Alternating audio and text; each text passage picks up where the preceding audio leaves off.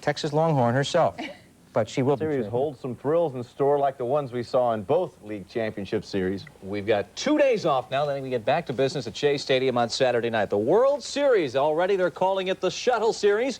Get your airline and your baseball tickets early on. Boston and New York, 2 cities, each of which feel supremely superior to the other in matters just outside baseball. So this only fans the fire. The Red Sox with baseball's living museum, Fenway Park, and the Mets with baseball's copyright to the word amazing. Last night in Boston outside Fenway Park in Kenmore Square, the New England faithful exulting in a first. A Red Sox 7th game postseason victory. Now, the Sox haven't won a World Series since Babe Ruth pitched for them, and then they traded him to New York, and the rest of the 20th century has been a bummer in Boston. That was Boston last night. The Mets flying into LaGuardia from Houston on their charter, arriving early last night, going right onto the bus and home to sweet dreams. Their first World Series since you gotta believe was the motto back in '73. Night at Fenway Park, the Red Sox and the Angels had some business, some very old business to take care of.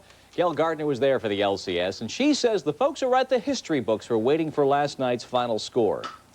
It was a time to exercise demons, and there were many. For Angels manager Gene Mauch, it was more than 2 decades of being second-guessed, more than 2 decades of reaching the edge but never quite making it to the top.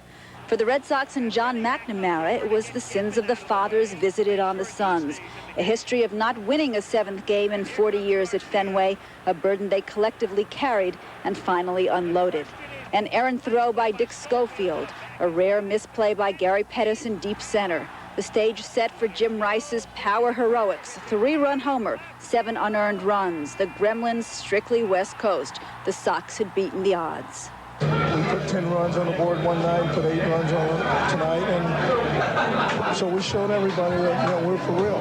We just needed to get back to Boston, and that was very doubtful on Sunday. We never gave up. We believed in ourselves. We were down 3-1, and it looked bad, but the game Sunday just really turned things around. I think it did for us, and it also got them down a little bit, because as a ball game, it was just great to win and tough one to lose. The fans has always been behind me all year, and the team for that matter, and just bringing this home to them, it's been a while, and I'm most excited for the older players that really put so much hard work in all the years and never had a chance to do this. Right now, there's a lot of guys in this room who are not satisfied. We're not satisfied, and that's exactly the way we feel. Going to the World Series, we want to win it. We just don't want to be there. We want to win it. As for the Angels, a devastating time. The circumstances in Game 5 tore their hearts out, and they never quite recovered.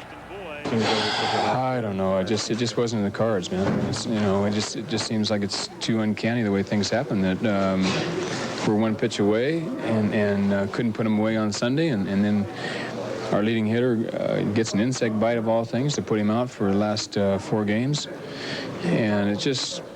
Sometimes you just kind of scratch your head and, go, what the heck's going on around here? We just weren't able to put it together.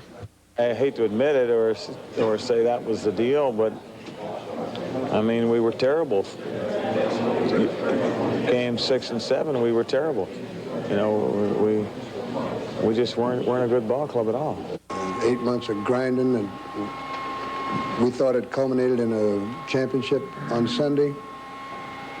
It wiggled out of our hands, and we weren't able to get a hold of it again.